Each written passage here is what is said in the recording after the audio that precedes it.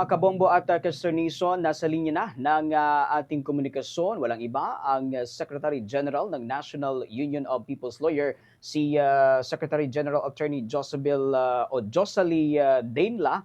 At kaugnay pa rin ho ito dito ho sa hindi matapos-tapos na usapin ng impeachment trial laban kay VP Sara na una nang pinatay ng mataas na kapulungan ng Kongreso. Magandang umaga po, Attorney. Welcome to the program.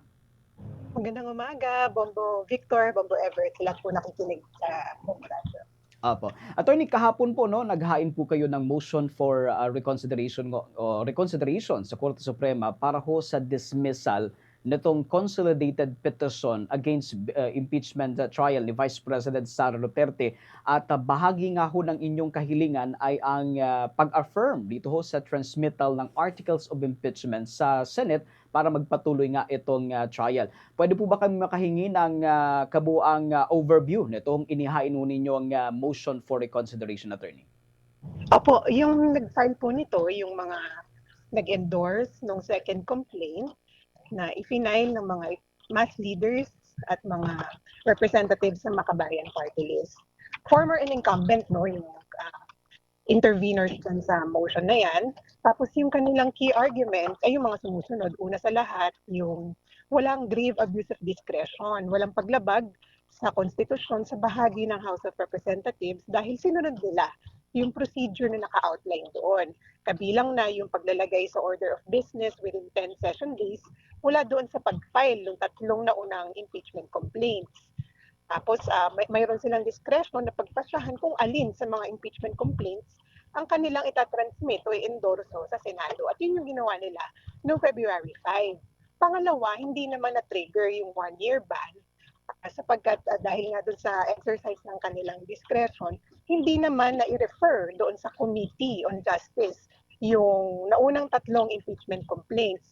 Alinsunod sa jurisprudence, particular yung Francisco versus House of Representatives, na inaffirm ng Korte Suprema doon sa Gutierrez versus House of Representatives, ang initiation ng impeachment ay hindi lamang sa filing, kung hindi doon sa referral sa proper committee na sa HOR ay yung Committee on Justice. Hindi po yan naabot nung tatlong naunang complaints. At sabay-sabay po silang inilagay sa order of business noong February 5 at naunang inaksyonan yung ika-4 na impeachment complaint na nasa kapangyarihan po ng House of Representatives. Kaya walang grave abuse of discretion sa kanilang bahagi.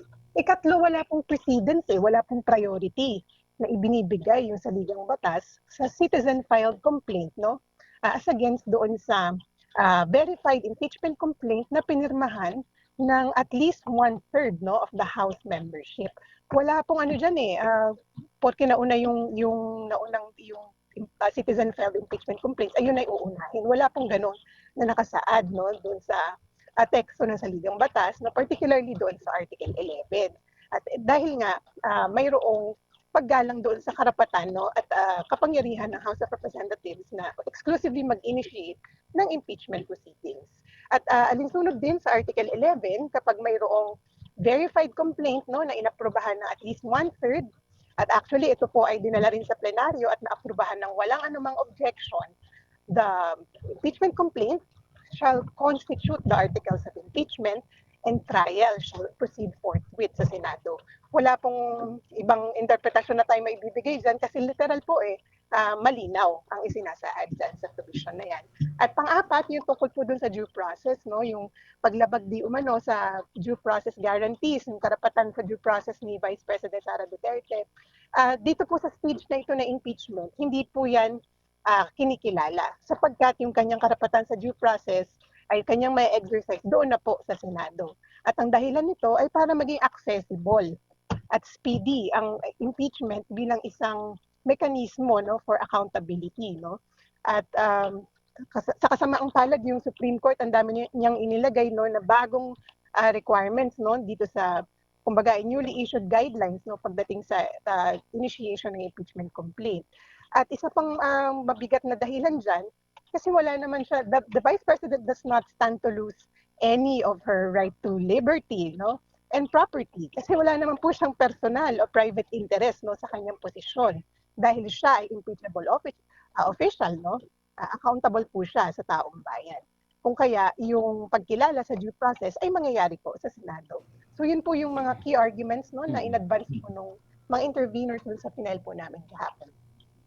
Attorney, dahil nga nababanggit mo na parang dumaan naman sa tamang proseso bago isinubmit itong impeachment complaint sa Senado from Kamara, no?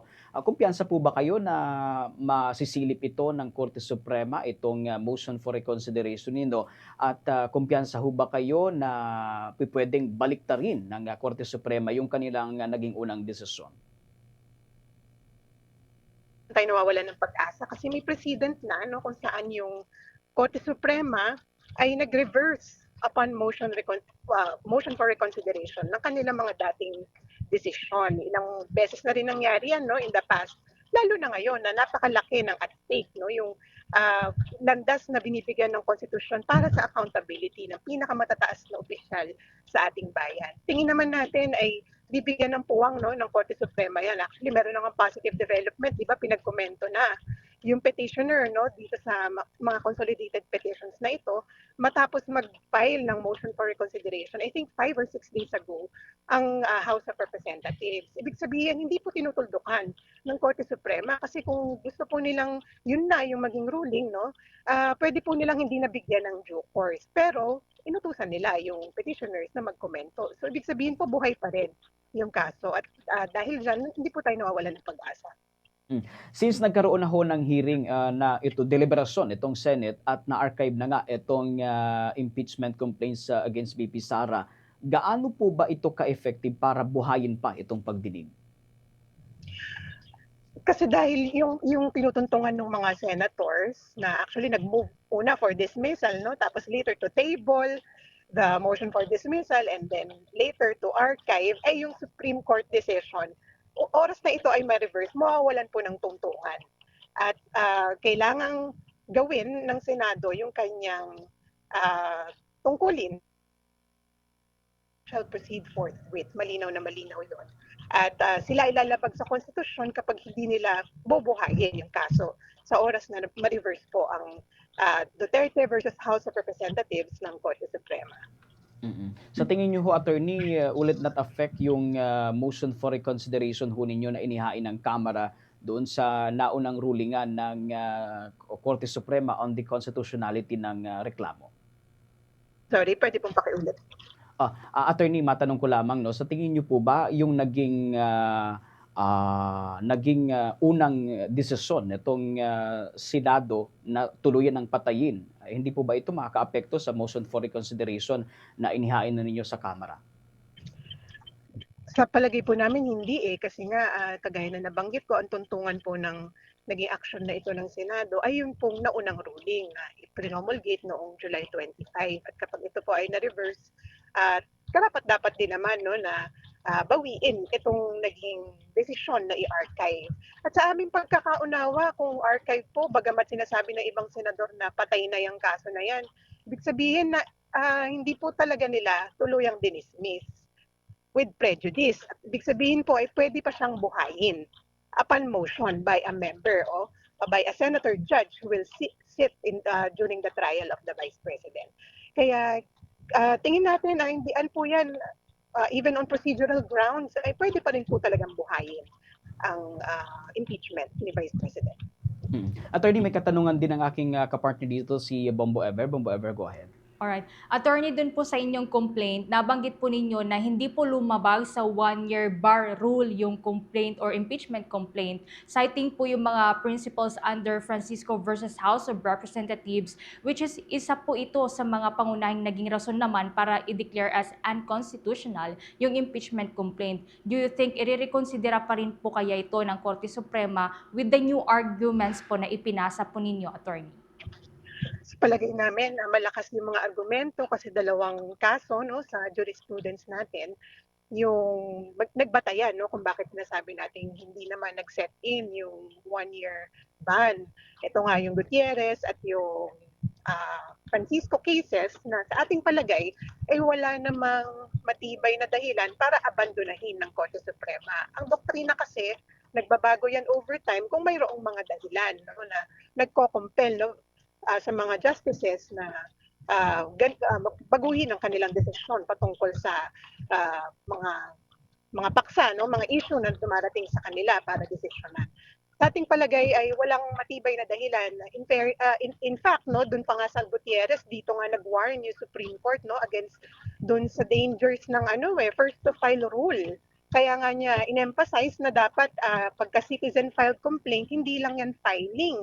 Kasi sa totoo lang, kapag yung filing lang ay kung ang magiging pag-unawa mo ay yun na ang initiation sa ilalim ng saligang batas, maaring madaig ng mga subsequent ng mga weak complaints na naunang i-file, yung mga subsequently filed na mas malakas sana.